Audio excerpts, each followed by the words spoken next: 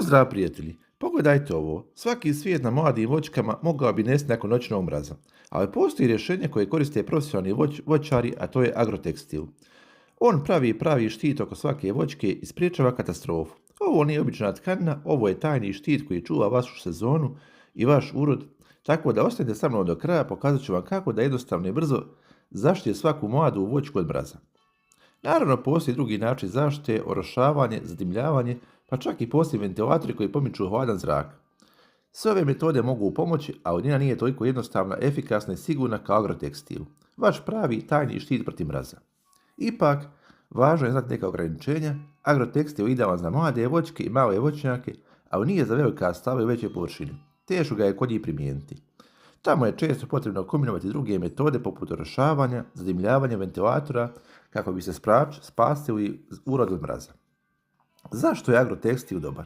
Agrotekstil udručanje stvara fizičku barijeru među mladih voćaka i hladnog zraka.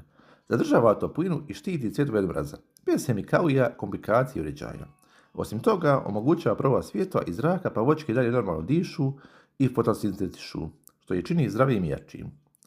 Najčešće koristim agrotekstil debljine od 17 do 30 grama po kvadratnom metru, tanji materijal oko 17 do 19 grama po metru, štiti od blagog mraza, ne guši biljku dok deblji daje jaču zaštitu.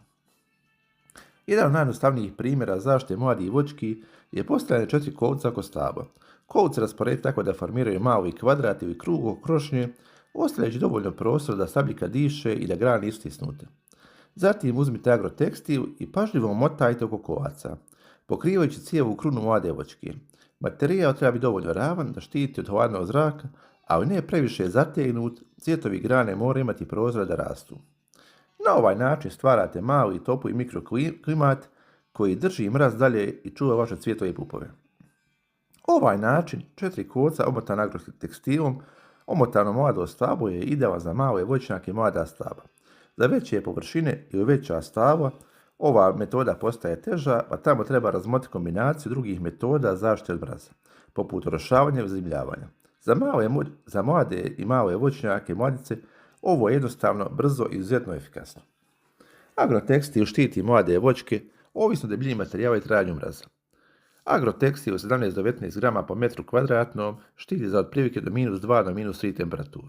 Dobar je za blagi mraz i rano proljeće. Također, agrotekstil možemo primijeniti na još nekim kulturama, poput jagoda. Jagode su fenomenalni ispod agrotekstila, brže rastu, cvat se čuva, tako da prvi cvatovi koji daju najkrupnije plodove ostaju zdravi i zaštićeni. Također, srednji agrotekstil debljine 20-25 grama po metru kvadratnom štiti čak do -5 temperature. Idealan za većinu mladih voćaka, za paradajz i za lubenicu. Također pokazat ćemo još jedan primjer kako mi štitimo našu lubenicu agrotekstilom i kako brzamo nje rast. Ovo su neke tajne koje koriste profesionalni voćari i profesionalni poljoprivredni uzgajivači, tako da ove metode želim podijeliti sa vama. U principu, agrotekstil je jako koristan, ima neka svoja ograničenja, odličan je za krompir, paradajz, jagode, luk i ostale kulture. To je to za ovaj kratki video. Ako vam se video svidio, podijelite ga sa vašim prijateljima, pa ste pratili i vidimo se u sljedećem videu.